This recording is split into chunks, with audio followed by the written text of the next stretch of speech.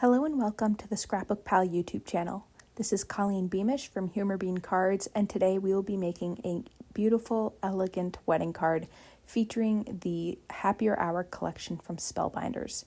So I have the cutting dies here. Those are the special toast cutting dies to make that beautiful glass with some florals, and then I also have the special toast press plate with cutting dies as well. Now, these are perfect for any wedding card. I'm so excited to be using them. I'll probably use them on like every wedding card going forward just because they're so elegant and beautiful. I went ahead and cut out all of the pieces that I will be using on today's card. As you can see here, I have 3 cutouts of that glass image.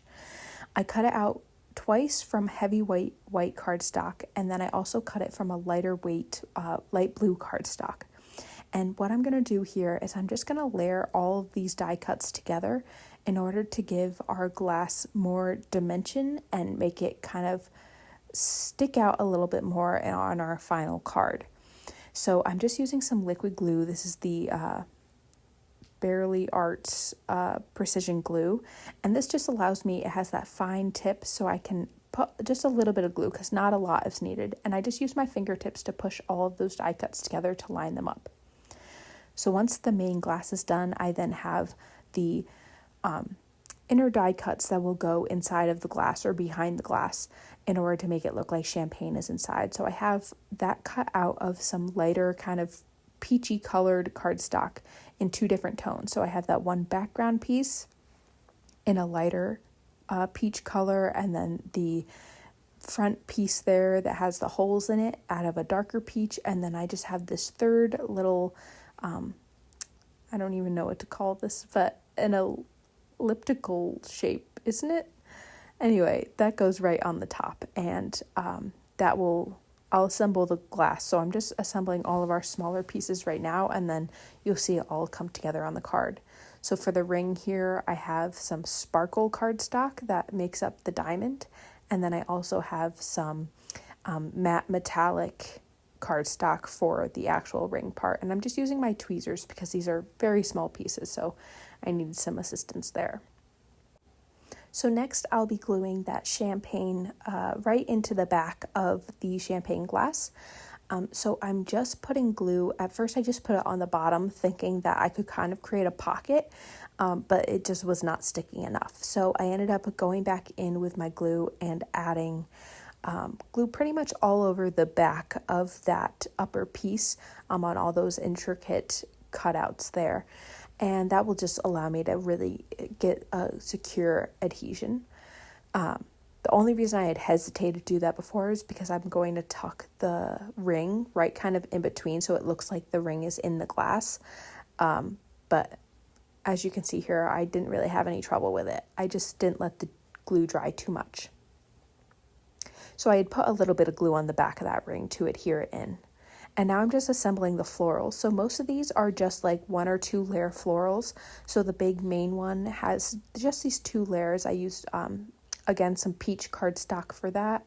And my liquid glue, just using my fingertips to line everything up. And then a lot of the other florals are just a background piece with a center piece. So at first here, you'll see I'm using my tweezers to put each of these down, but I do end up getting my jewel picker from Pinkfresh Studio out, and that makes it so much easier to put all these little circles on the centers of my flowers. So I had 2 of the kind of 4 petal flowers, 2 of the smaller rounder flowers, and then 2 of these kind of stems with the little flowers with blue cardstock. And I love how those look. They make me think of forget-me-nots, although I'm not sure if that's actually what forget-me-nots look like. I should note that for inspiration for this card, I actually went to my Pinterest board. I'm someone who really struggles with color inspiration and creating a color scheme, and I really love how this one turned out, and that is because I went over to my Pinterest board and looked at the florals that I've picked out if I ever get married, and used the color inspiration from there. So now I'm working on the sentiments. As you can see here, this set comes with the press plates and then also coordinating dies. So I went ahead and die cut these out of the the specific BetterPress paper from Spellbinders. It's kind of more of a cotton weave type of thing. And I cut all of the sentiments are connected in one die and one press plate. So every time that you want one, you get all of them, which I think is nice, but also it means that you can't press the sentiment right into your card front. It will always need to be die cut out.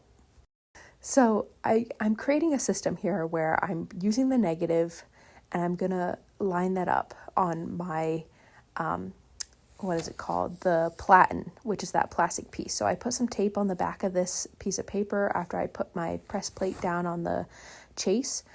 And I'm going to tape every sentiment die cut into the negative space so that everything's lining up. This is not the most efficient way to do this, but does it matter? Because I got the end result that I wanted. I'll just say that you could definitely have just kept all of the pieces intact and taped them all as one piece onto the platen, but that's just not how I went about doing it, and that's okay. I should also mention that the reason I wanted to die cut first was because with the press plate, I'm trying to get as much, kind of that embossed, reverse embossed, where it's letter pressed into the paper. And I didn't want to then run all of the pressed sentiments through my die cutting machine where they might lose some of that dimension. So I did want to die cut first. Now I'm inking up my press plate using the BetterPress ink. I'm just kind of smushing and smudging the ink right onto my press plate. And the ink does kind of get onto the chase and it gets kind of in between the sentiments, which is not my preference, but I don't really know a better technique for that. So then once that's on, I will put the platen right on top and then run that through my die cutting machine to apply the pressure. Now you can see the sentiments look so fantastic.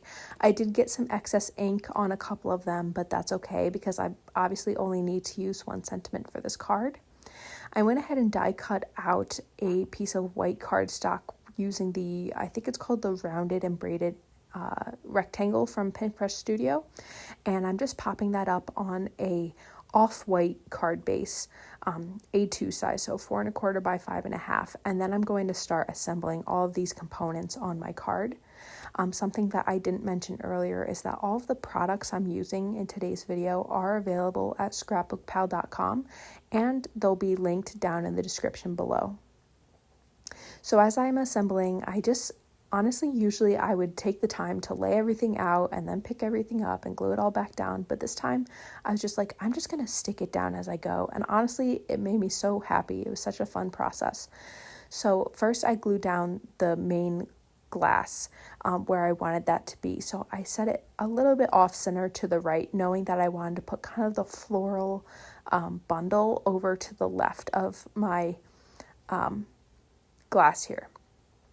And then the big focal image flower, that biggest flower, I popped up using some foam tape, and then I'm going to kind of fill in all of the flowers and foliage around it. So I have one of these leaves, and I'm just using some liquid glue to tuck that in behind, and then I'll go in with another leaf on the other side.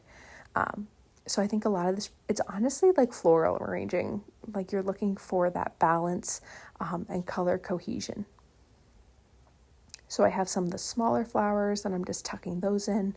You could definitely use foam tape on more flowers. That big flower was the only one that I used foam tape on, but go ahead and pop everything up or like add flowers around other areas of the card. So now I'm adding in the ribbon pieces. I have 2 of these cut out. There's only one die in the set that cuts out this piece, but I wanted to have 2 pieces as if they're coming off of a bow.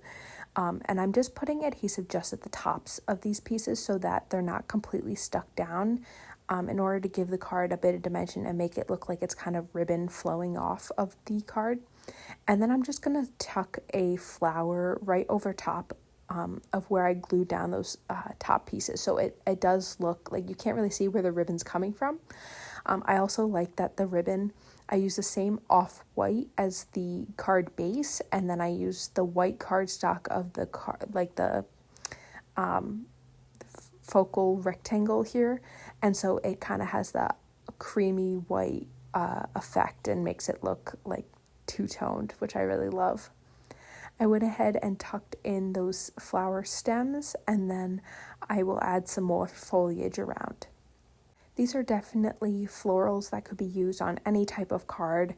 They'd be really cute on like a baby card or just a happy birthday card. Honestly, if you took out the ring from this design, it could be any celebration. So just keep that in mind. I'm even picturing like a Christmas card with this set. I think that'd be really gorgeous. So then I'm adding my sentiment. I do have this popped up with some foam tape, and I'm just tucking it right in the center. Now, I didn't really like the silver ring. There wasn't enough contrast there, so the ring wasn't really standing out.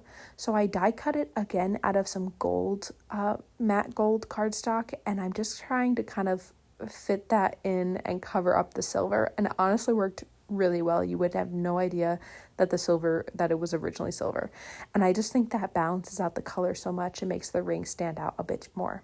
So I'm just going to go in with some pearls as a finishing touch. I'll add those on the centers of the blue flowers and also just kind of sporadically around the card. And that is the finished design today. Honestly, this might be my favorite wedding card I've ever made. I just love the colors so much and the layout, and it just feels so elegant. If you like this video, go ahead and give it a thumbs up. Be sure to subscribe to the ScrapbookPal YouTube channel because there's always more creative content here on the channel, and I will see you again soon. Bye.